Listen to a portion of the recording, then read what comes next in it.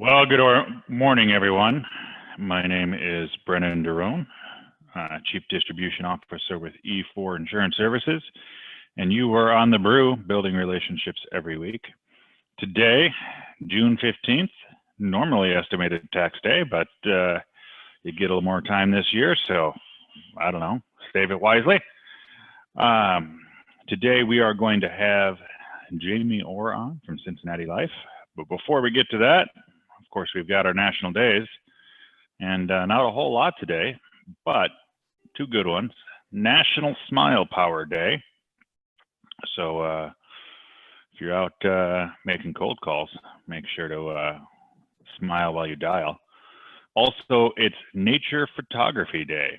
So not that you can smile in your nature photography, but hopefully some animals can. So those are our two national days today. With that, I'm going to hand it over to Jamie Orr, Cincinnati Life. It is all you. Great. Well, thank you, Brandon. Thank you very much for having me. I appreciate it. And thank you all for taking the time this morning. I know you're busy and you have businesses to run, so I will be brief, but hopefully the next 12 or 13 minutes we spend together is productive for you. What I would like to do today is just firstly introduce myself, Jamie Orr, the Cincinnati Life Field Annuity Director. I work with your Life Field Rep, Maria Krant, as an extension of her team.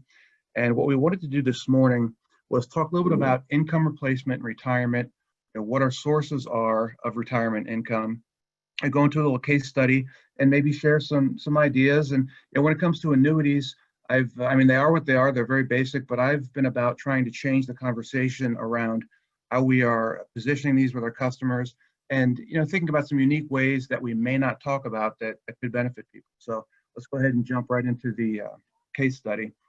There's a gentleman by the name of Ray Lieber. He works in corporate accounting. He's been working for a long time, working hard, maxing out his 401k, building up his nest egg for retirement, when unfortunately when he was 62, change happened for him. His job was eliminated and he was laid off. So initially he's thinking, well, I'm not ready to retire yet. Do I want to just get another gig working corporate accounting, or do I want to follow my passion? And it's interesting, Brendan, you're talking about the Nature Photography Day. Ray loved birding. He loved birds. He loved to be outside. He wanted to get into birding. Now, it was not going to give him the income that corporate accounting was affording him, but he worked a long time. He really wanted to follow his passion. And fortunately for him, his wife, Melody, she was still working as a physician's assistant. She's doing well, bringing in nice income. She's thinking, well, maybe I can go ahead and make that move and spend time in nature and do what I want to do, which was great until he started thinking about, well, at some point we're going to retire and Melody's income is no longer going to be as robust as it is now. What are we going to do? So fortunately, he was offered a nice severance. They didn't necessarily need the income from that today. What they decided to do was take a portion of his severance and purchase a deferred annuity, whether it's just a deferred annuity that's going to annuitize or a deferred income annuity that is going to be set to turn on income in about 10 years when Melody retires. They supplement Social Security. And in this situation, it seemed to be a good fit for them because they didn't necessarily need that income right now. And, everybody's situation is different. Everybody's situation is unique. Not everybody's going to use annuities in the same way. But this is just an example of someone who utilized it in a strategic and targeted approach rather than, well, I'm just going to put my money in the annuity because I'm going to get a better rate than the CD. He was really kind of focusing on the end game and what this can do for him. So the reason I share this story is just kind of tee up a conversation about what are some of the main sources of income in retirement, what can we rely on, and what are some of the challenges that we're going to be facing in the future. So if you just take a look at some of the key sources we have of retirement, the number one is Social Security. We all know that, right? And it's funny when you think about annuities. We talk to customers all the time. They say, well, I don't like annuities. Annuities aren't good. My grandmother had one, didn't work out for her. What is Social Security? Social Security is an annuity, right? And for most of us, it's going to not cover all of our expenses that are needed in retirement, but it's going to be a significant portion of the income that we need. And I have a chart, a graphic later on in the presentation that I will show you. But just kind of taking a quick history lesson of Social Security. When the fund started back in 1933, When FDR kicked it off, you could take full benefits at age 65. The average life expectancy for a male was 62. There were 43 workers to every one retiree. Today, that's 3 to 1. People are generally living 20, 30, 40 years into retirement. So Social Security, in the past, it was never a problem. It was never really designed to sustain someone for 20, 30, 40 years into retirement. So while it's a significant portion of our income today, I expect over time that we're going to become more reliant upon our own savings, because there are 3 things that can happen with Social Security, right? They can cut the benefits, they can raise taxes, or they can eliminate the fund. I don't think eliminating the fund is going to happen. So I think, unfortunately, for most of us, we're going to be looking at reduced benefits or increased taxes, right? We have qualified retirement plans and personal IRAs. 50% of the workforce is fortunate enough to have an employer-sponsored retirement plan, whether it be a 401k or 403b. We have our personal savings, we have our traditional IRAs, we have our Roth IRAs. Those are going to become an increasingly important portion of our income in retirement. Let's talk a little bit about pensions. I am not one who's fortunate enough to have a pension. Today, people that are retired, about 20% of their income is coming from pensions. But, traditional pensions are disappearing for many, and they're all but a thing of the past. Less than 22% of workers today have access to a pension. And when I say that, keep in mind, that includes government employees. So when you boil that down to private employers, less than 7% of employers right now are offering a personal pension. So like I said, some people are lucky enough to have them, that's great. But when we're doing planning for our clients in the future, think of our customers that are 10, 15 years from retirement, they may not have access to that. Many of us continue to work in retirement, right? Some people, just because they're type A personalities, they want to continue to work, they love to work. For many of us, it's out of necessity because we need that supplement. Income from savings and investments, interest, bond interest, dividend income from securities. And, if you think about bonds, interest rates are so low right now, we all know that. But, in a rising interest rate environment, those bonds are going to decrease in value, and that can certainly make things a little more problematic for us. And then finally, one of the things, when we were talking about that story with Ray Lieber, annuities can come into the picture. And the interesting thing about that, I mentioned earlier on in the presentation that I have been I've been trying to change the conversation around annuities. And the reason I say that, annuity conversations I have on a regular basis, at Cincinnati Life, we offer traditional fixed annuities. So, a fixed income alternative, a CD alternative.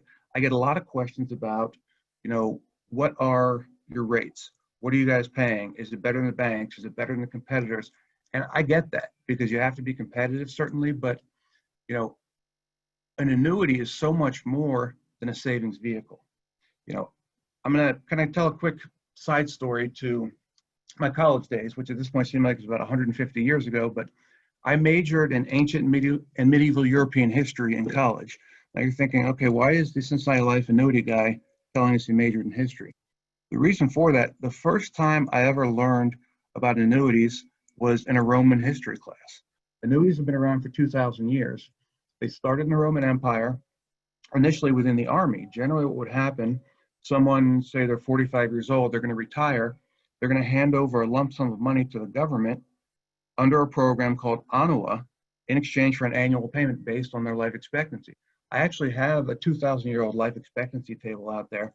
If anyone is interested in it, I'd be happy to get it to Brendan to get to you guys. But annuities were designed for income. If you fast forward 2,000 years, less than 5% of annuities actually annuitize right now.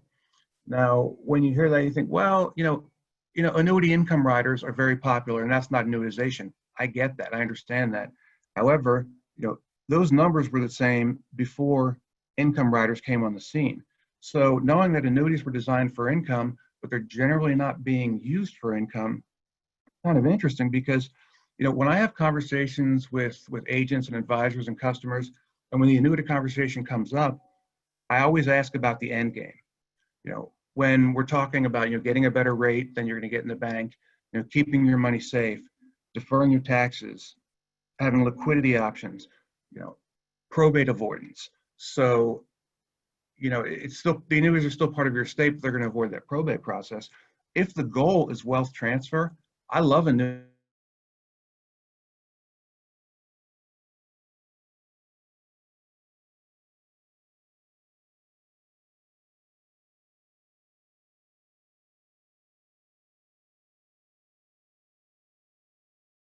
The retirement as a whole, what people can rely on. And if you look at this chart that I put up here, we said 33% Social Security. Social Security is always going to be there, but it's going to be decreasing. We're going to become more reliant on our own savings. Earnings, 33%.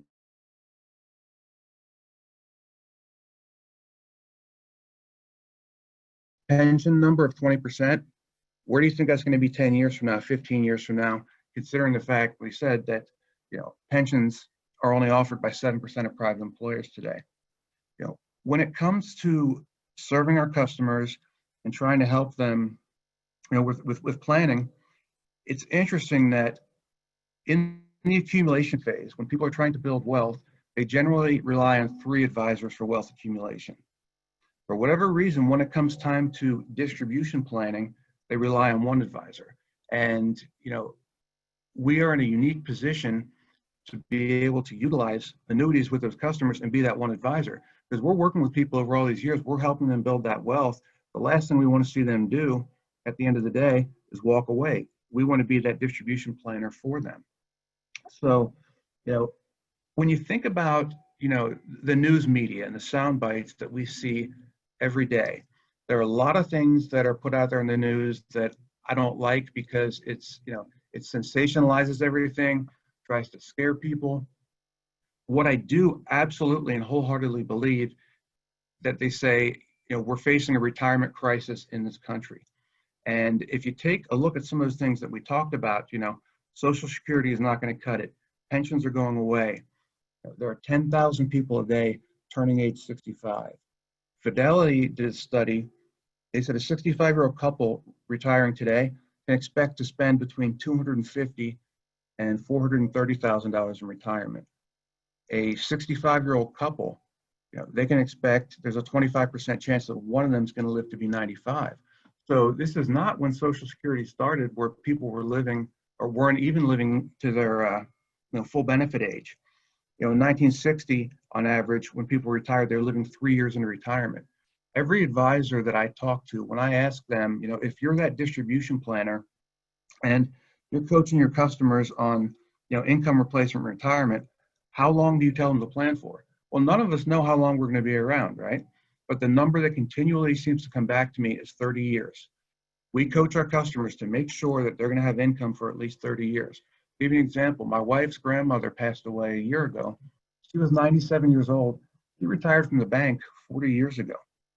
So, taking some of these things into consideration, knowing that we're going to become increasingly more dependent on our own savings, an annuity is one of the only ways to do that because it's the only way to guarantee lifetime income. So when I'm having conversations with customers and we're talking about building wealth, one question that I always ask them, anybody within 10, 15 years of retirement, say, is your retirement income insured? The reason for that, LIMRA did a study. The number 1 fear people have in retirement is running out of money. Less than 40% of retirees and people within 10 years of retirement have actually done a calculation as to how much money they're going to need in retirement. So I think we are facing, like I said, a serious retirement crisis, and we're in a unique position to be there to help our customers out. So I think the accumulation features of annuities are vitally important. But again, I would urge you to keep that end game in mind and ask them, what are you doing to ensure your retirement income? There's certainly a lot of ways to do that. At Cincinnati, we offer traditional fixed annuities that can be annuitized in the future, or they're immediate annuities.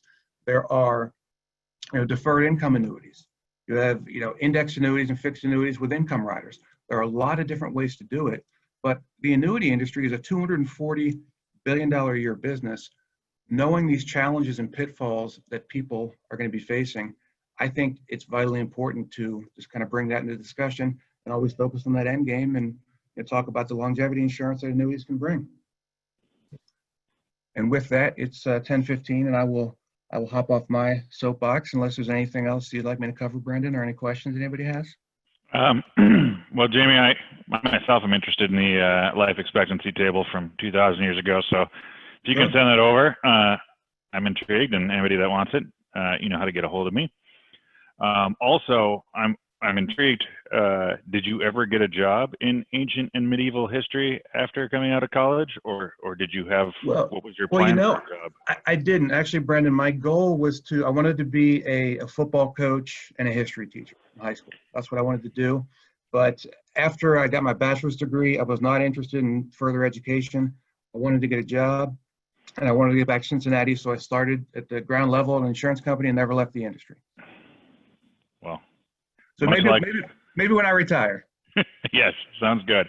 Well, Jamie, I thank you. If anybody has a question, now is your time to pipe in. Otherwise, I hope everyone has a great week and enjoy the beautiful summer weather. And thank you all very much for your time. Appreciate your partnership.